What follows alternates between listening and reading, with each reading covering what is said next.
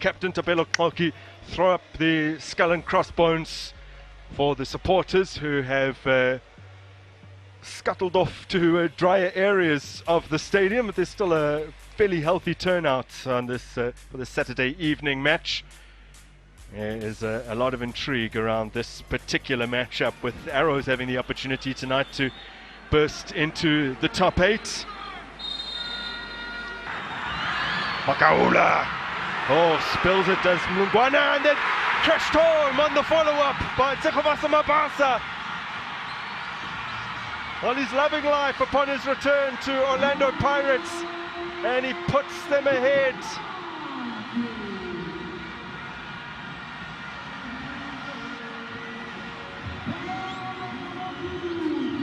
Probably one of the easiest goals that he's been able to score, Mabasa. This, of course, came from a weakness of the goalkeeper. He tries to hold on to the ball, and we spoke about the conditions.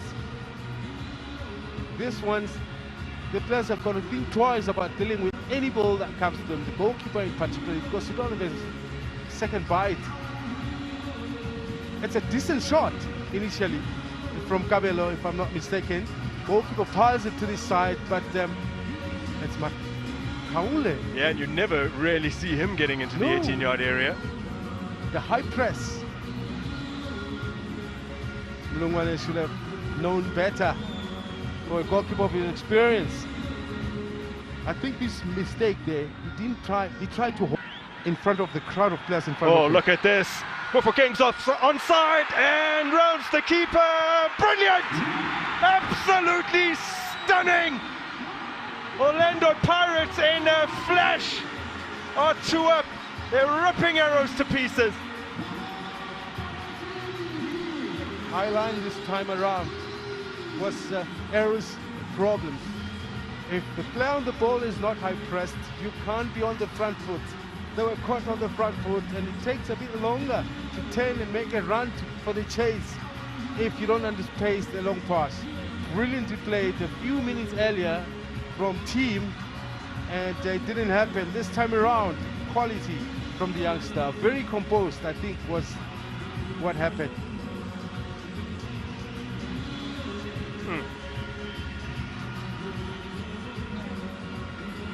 He looked along the line brilliantly to ensure that he remained onside. And how about that, William?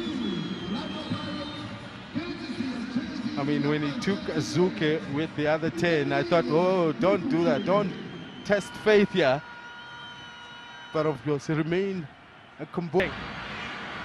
Still breaks here for Dlamini, slots it away for 3.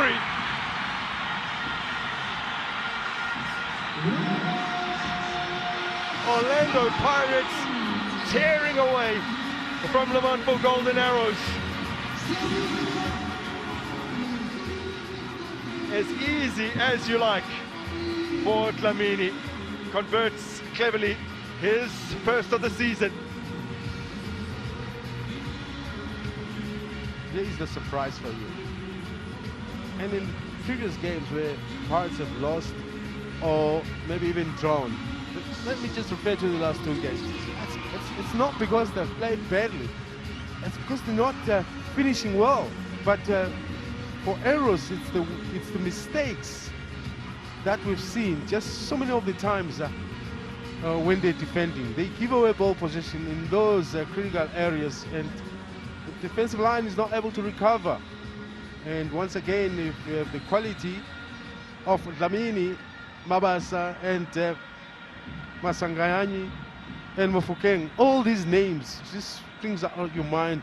You spell them, they still spell trouble. Slipping it in behind for Libito, squares for Mabasa. Rolls home his second of the match. Pirates 4, Le Mans Bull Golden Arrows 0. Yeah, you're talking about Grace. Scott Fred, that is Scott Grace. His start is in great fashion. For me, it's how he attacked that line, that 6-yard box there, which is where I think Arrows failed themselves. If anybody breaks on the wide area, it's more likely to turn that ball into the inside of the box. So you try to mend that error, but the speed with which Pirates did it might have been the problem for Arrows to be able to recover.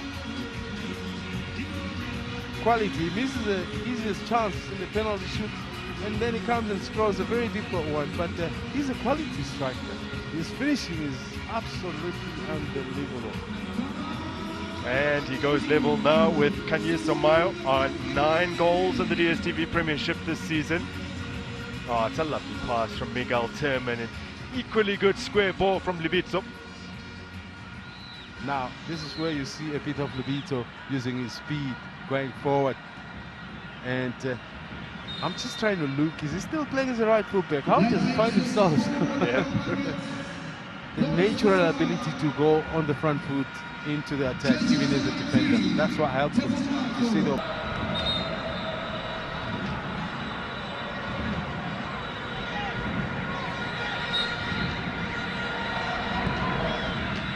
Again, go short. Dlamini, lovely ball. That is gorgeous to find Mthethwa and to take the scoreline to 5-0. What a way to bounce back from a couple of disappointing results.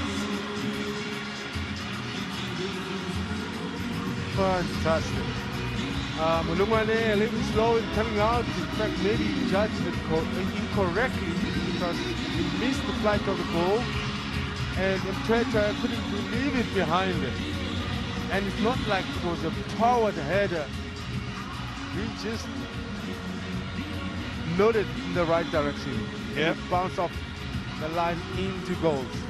There was only 2 league goals that previously come for Chippa United, but he did score a very famous one for Pirates in the Cup. And he's just... Oh! It'll be a mere consolation. But Lamontville Golden Arrows do manage to pull one back. It's a really neat finish in the end. That flies past Mpunsane. Ngusen. Yeah. He's a goal scorer of note, eh? He doesn't get too many chances to start, but when he does, somehow, you know, he doesn't get given the chances. I'm trying to think now. If he gets given that chance, I remember, was it this David that he scored 2? I mean... Yeah, and came off the bench as well against Spurs to do so. Yeah. Well, one to Sabia as Mabasa immediately restores the 5-goal advantage, and that's his hat-trick.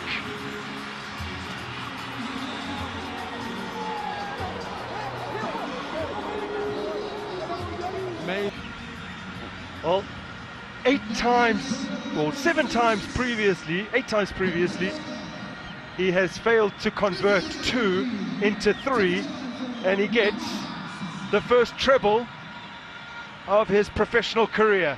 Once again, it's Lobito with an assist. It's the second one in the game. Well, in the center of defense, Arrows must ask themselves big questions. If you can't keep tight with the only man likely person to receive it. Here is Mabasa. One more time, perhaps. Kimvuidi! It's in! It's 7! Orlando Pirates have recorded a remarkable scoreline here at their sacred ground. They have truly put Lamontville Golden Arrows to the sword. In as far as considering that number of goals.